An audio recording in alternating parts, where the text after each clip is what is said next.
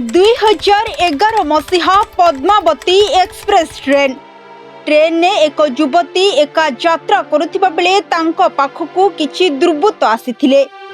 Train ने युवती ठारू लूट पाई उद्यम करथिले। युवती जनक साहसिकता देखाई दुर्बृत्तों प्रति आक्रमण करथिले। एतिकी बेले जने दुर्बृत्त हठात चलंता ट्रेन नु युवती को ठेली देथिले। युवती जनक ट्रेन नु तळकु खसी निज गोड़ हराइथिले।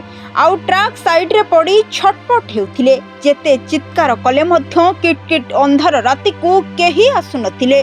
मिनिट को मिनिट छाड़ी तांको पाखरु पारी हेउथिला अनेक ट्रेन।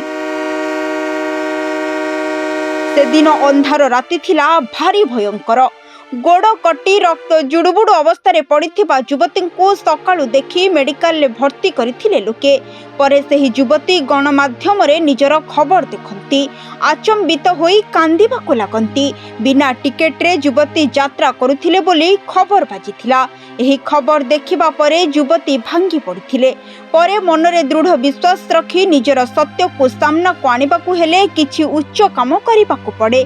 तेणु से मनरे मनस्थ करिथिले जे माउंट एवरेस्ट चढ़िबे। बास तापरे कटिथिबा गोड़रे कृत्रिम गोड़ लगाई बाहरी पड़िथिले एवरेस्ट चढ़िबाकु।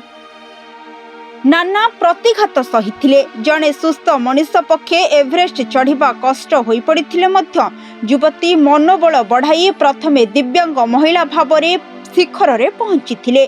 से आउ केही नुहे, भारतर झियो अरुणिमा सिन्हा।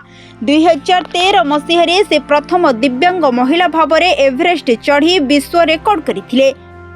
अरुणिमा पूर्वरु बहु उच्च पर्वत शिखर छुई सारिथिले। शेषरे से भिन्सन पर्वतर शिखर छुईबा पई लक्ष्य रखिथिले। कृत्रिम गोड़ साहाय्य अंटार्कटिकार सबुठारु उच्च पर्वत भिन्सन ने त्रिरंगा उड़ाई देश पई गौरव आनिथिले। 2015 मसीह पद्मश्री पुरस्कार रे तांको सम्मानित करा जायथिला। अरुणिमा को इच्छा शक्ति साहस आजिर महिला को आगो को बढ़िबा पई प्रेरणा देउछि। अंतर्जातीय महिला दिवस रे समस्त महिला को आम तरफरु अनेक अनेक शुभेच्छा। ब्यूरो रिपोर्ट, सरकार न्यूज।